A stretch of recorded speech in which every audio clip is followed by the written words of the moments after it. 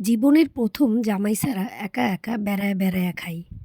Hello everyone, আসসালামু আলাইকুম। অনেকদিন পরে আমি তোমাদের ভাইয়াকে ছাড়া এভাবে বেড়াতে চলে আসছি।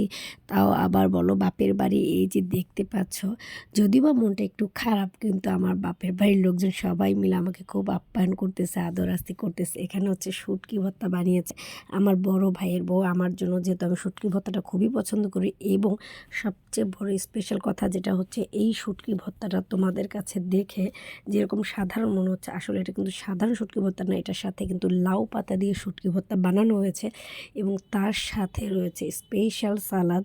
সো যাই হোক, আমি ইদানিং শশাটা একটু বেশি খাচ্ছি, যার জন্য আমার জন্য আস্ত শশা, লেবু, কাঁচামরিচ এভাবে রেখে দেওয়া হয়েছে এবং সবাই মিলে ঘরোয়া পরিবেশে এভাবে আমরা খাবার খেতে বসে গেছি, এবং তাও আবার রাতের খাবার।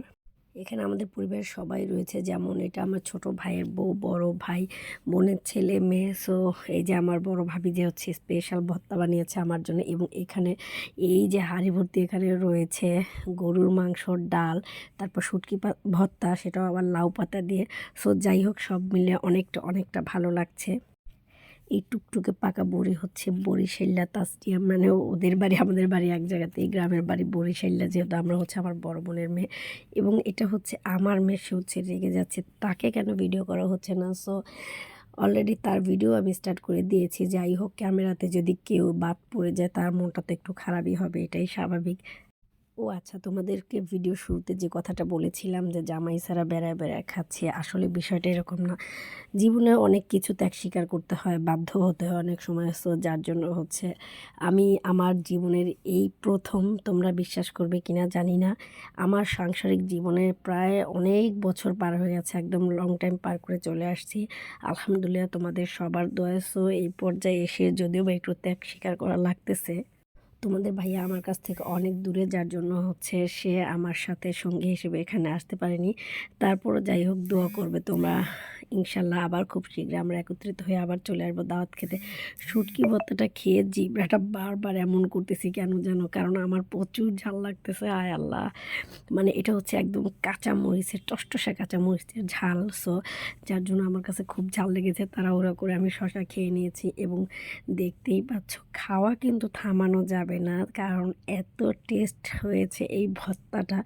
এবং আমি প্রায় আমার বড় ভাবির কাছে হচ্ছে এরকম ভর্তা খাওয়ার জন্য চলে যাই, এবং আমি প্রায় দাবি করি, কারণ আমার ভর্তা বানাতে মানে খেতে খুব মজা লাগে, বাট নিজের হাতে তৈরি করতে খুবই কষ্ট হয়।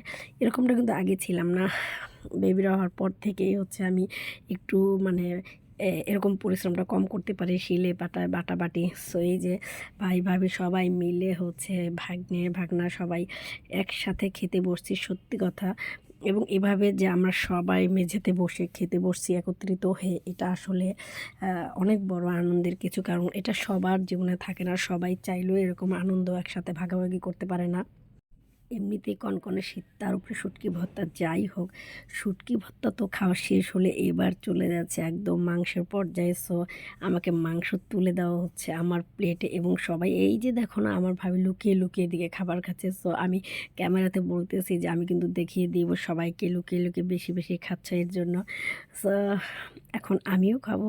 এখানে তো হচ্ছে রূপন্তী একদম নিজের হাতে খাচ্ছে, একদম লক্ষ্মী মেয়ে হয়ে গেছে সে, ঘরে একদমই হাত দিয়ে খাবার খেতে চায় না। তারপর আলহামদুলিল্লাহ মানুষের মধ্যে যে আস্তে আস্তে খাবারের অভ্যাস করতেছে, যেহেতু আমরা অনেক মানুষ সবাই একত্রিত বসে সবাই কম বেশি করে ভাগাভাগি করে খাচ্ছি। এই যে আমার প্লেটে চলে আসছে একদম সেই গরুর মাংস, ঝাল ঝাল, যেটা কিনা সবাই খুব পছন্দ করে, এবং মাংস রান্নাটাও খুব মজা হয়েছে। এটা আবার আমার বোন রান্না করেছে। সো এরা মিলেমিশে কাজ করেছে, মিলেমিশে সব আইটেম তৈরি করেছে। যাই হোক, এটাই নিয়ম সাংসারিক জীবনে, সবাই মিলেমিশে কাজকর্ম করা। যদিও বা শীতের মধ্যে গরম গরম খাবার খেতে এমনিতেও খুব ভালো লাগে, মজা লাগে। বিশ্বাস করো তোমরা ভাই, আমি আর ভিডিও করতে যাই শান্তি পাইলাম না। আমার ক্যামেরাম্যানদেরকে খালি এদিক সেদিক উপরে নিচে এটা সেটা বলে দিতে হয় আমাকে। যাই হোক, আস্তে আস্তে শিখিয়ে নিচ্ছি। অবশ্যই দক্ষ একজন ক্যামেরাম্যান আমি রেখে দিব আমার ভিডিও করার জন্য। ভিডিও রেকর্ড করার জন্য যখন কথা বলতেছি মনে হচ্ছে আমার মুখটা একদম শুকিয়ে গেছে। সেটাও আবার মনে হচ্ছে কি বুঝতে পারছো তো, তোমাদের ভাইয়া পাশে নেই বলে। যাই হোক, ইনশাল্লাহ আল্লাহ পাক যেন আমাকে ধৈর্য দেয়, সবাই মিলে আমার যেন অনেক বেশি বেশি দোয়া করবে এবং দুইটা বাবুকে যেন আমি ঠিক মতো যত্ন করতে পারি, এদেরকে টেক কেয়ার করতে পারি। সবাই বেশি বেশি আমাদের পরিবারের জন্য দোয়া করবে এই কামনাই করি। আল্লাহ হাফেজ, আজ এ পর্যন্ত।